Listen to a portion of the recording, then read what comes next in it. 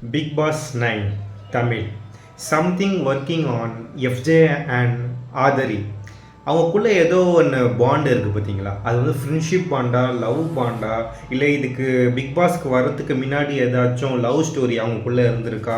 ஆனால் இங்கே இந்த பிக் பாஸ்குள்ளே பார்க்கும்போது அவங்களுக்குள்ள ஒரு இது வந்து செட் ஆகுது மாதிரி இருக்குது.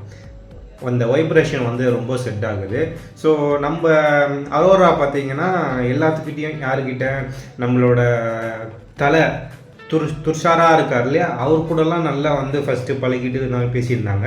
ஆனால் இப்போ பார்க்கும்போது நம்மளோட கமருதீன் கிட்ட டான்ஸ் ஆடுறது என்ன, நம்மளோட எஃப்ஜே கிட்ட டான்ஸ் ஆடுறது என்ன, ஸோ இவங்க வந்து என்ன தான் ஒரு கிரியேட்டிவிட்டி பண்ணுறதா இருக்காங்கன்னு சொல்லி எதுவுமே வந்து இப்போ வரைக்கும் புரிய மாட்டேது. ஒரு குறிக்கோளில் தான் இருக்காங்க, அது நம்மளுக்கு தெரியுது.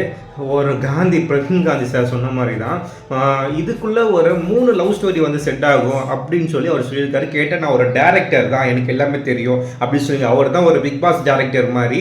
ஸோ அவர் வந்து பேசிகிட்டு இருக்காரு. ஏன்னா பிக் பாஸுக்குன்னு ஒரு டேரக்டர் வந்து எல்லாமே வந்து செட் பண்ணி ஏதாச்சும் ஒரு கதை ஏதாச்சும் ஒன்று பண்ணியிருப்பாங்க இல்லையா. ஸோ அவரோட ப்ரியாரிட்டி என்ன சொல்லியிருக்காரு, 3 லவ் ஸ்டோரி செட் ஆகும். அது எப்படி அவர் சொல்கிறாருன்னா, ஒன்று ஆதரி அந்த பொண்ணு, ஒன்று அரோரா, ஒன்று வினயா அந்த பொண்ணு, அந்த 3 பொண்ணை வச்சு ஓகே இங்கே இதில் ஏதோ ஒன்று செட் ஆகும், அது மாதிரி வந்து ஒரு கிரியேட்டிவிட்டி பண்ணி வச்சுருக்காரு. மக்களே இங்கே தான் பார்க்குறீங்களே, உங்களுக்கு என்ன தோணுது அப்படின்னு உண்மையாக படுதா, இல்லை நீங்கள் ஏதாச்சும் வந்து வேறு விஷயமா யோசித்து வச்சுருக்கீங்களா?